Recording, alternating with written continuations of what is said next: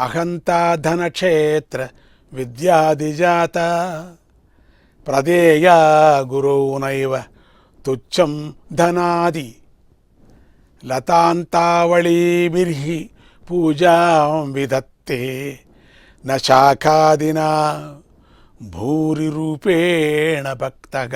अर्थात गुरु के प्रति धन, भूमि और विद्या आदि से उत्पन्न अहंकार को समर्पित करना चाहिए, ना कि तुच्छ धन। भक्त लता से तोड़े गए पुष्पों से पूजा करता है, ना कि उन शाखाओं से जिन पर वे खिलते हैं। एक धनी व्यक्ति अपनी सारी संपत्ति गुरु को समर्पित कर देता है और अहंकार से फूला हुआ कहता है, मैंने अपनी सारी संपत्ति गुरु को समर्पित कर दिया। यह सच है कि उसने अपनी सारी संपत्ति का त्याग कर दिया है, परंतु वह अपनी मैं रूपी अहम भावना को त्यागने में सक्षम नहीं है। अर्थात मनुष्य को कुछ त्यागने की आवश्यकता नहीं है। यदि वह अपने अधिकार के अहं को त्याग दे, इतना ही काफ़ी है। अन्य शब्दों में कहा जा सकता है कि उसे सिर्फ मैं और मेरा भावनाओं को त्यागना है। उसे यह ज्ञान होना चाहिए कि उसकी सारी संपत्ति, ज्ञान, पत्नी, बच्चे, संबंधी, सामाजिक स्तर आदि सब कुछ ईश्वर का है और ईश्वर इसे किसी भी समय वापस ले सकता है। जो कुछ है भगवान का है, वही स्वामी है। तब कोई कैसे दावा कर सकता है कि यह वस्तु मेरी है?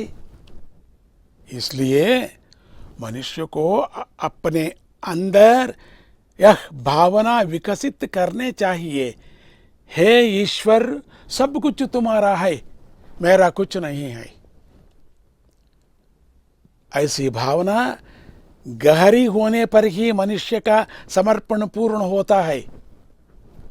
पूजा के समय ईश्वर के फूल अर्पित किए जाता है, वे शाखाएं अर्पित नहीं की जाती जिन पर वे फूल खिलते हैं। इसी प्रकार मनुष्य को अपनी अहम भावना गुरु को समर्पित करनी चाहिए, अपनी संपत्ति और ज्ञान नहीं। जब अहंकार का समर्पण हो जाता है, तब अन्य सभी वस्तुएं अपने आप समर्पित हो जाती है। प्राचीन काल में मालवा राज्य पर राजा शिखिध्वज का राज था। उसकी रानी चूड़ाला बहुत समझदार थी। उसमें अत्यधिक योग शक्ति थी। वह आकाश में और जल में भी विचरण कर सकती थी। राजा शिखिध्वज को अपनी पत्नी की शक्ति का ज्ञान नहीं था। एक दिन उसने पत्नी से कहा कि वह राजकार्यों और सांसारिक जीवन से ऊब चुका है, इसलिए तपस्या करने के लिए वन की ओर जा रहा है।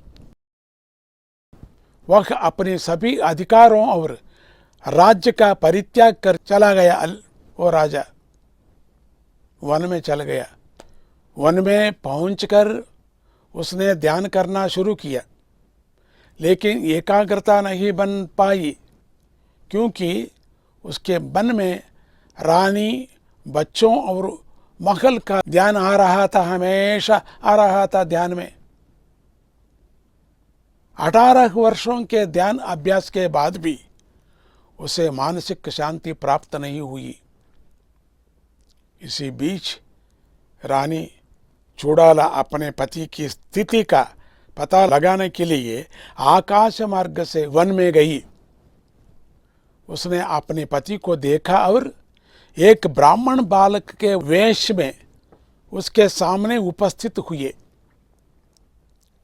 शिखिध्वज जल्दी ही समझ गया कि यह बालक में आत्मिक शक्ति है, इसलिए उसने कहा, हे दिव्य बालक, मैंने अपने राज्य, पत्नी और बच्चों का परित्याग कर दिया और कठोर तपस्या कर रहा हूँ, फिर भी अभी तक मुझे आत्म का सही ज्ञान नहीं प्राप्त हुआ। मैं क्या करूं? बालक बोला, हे राजन, एक सच है कि तुमने अपनी राज्य, पत्नी और बच्चों का त्याग कर दिया, लेकिन तुम नहीं जानते कि सच्चा संन्यास क्या है।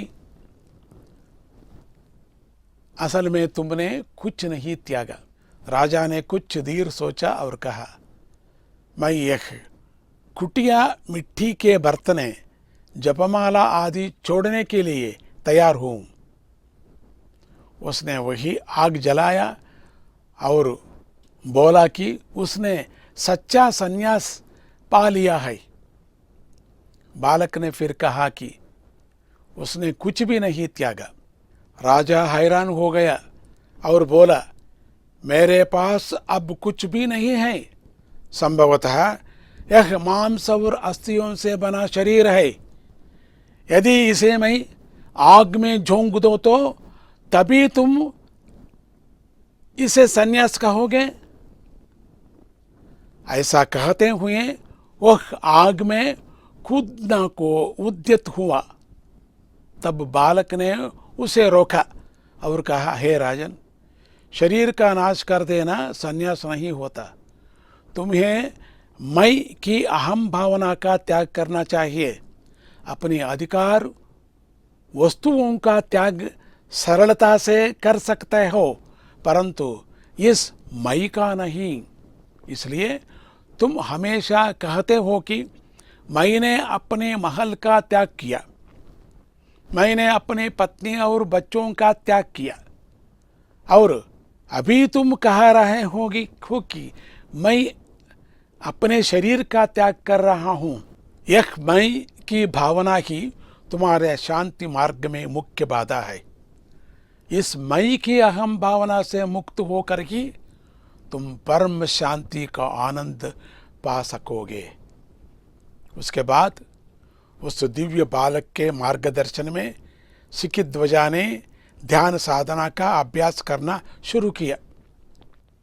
समय के अंतराल में राजा जान गया कि यह उसकी पत्नी थी, जो दिव्य बालक के रूप में उसे योग का अभ्यास करवा रही थी।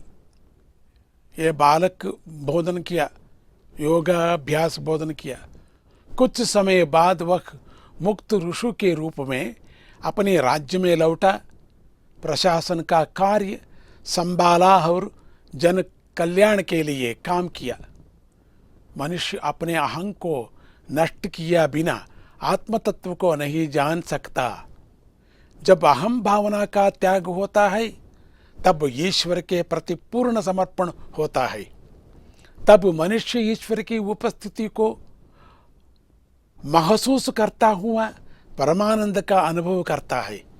इस स्थिति में आत्म परमात्मा में समाविष्ट हो जाती है और नर एवं नारायण का भेद समाप्त हो जाता है। जय गुरुदत्ता, श्री गुरुदत्ता।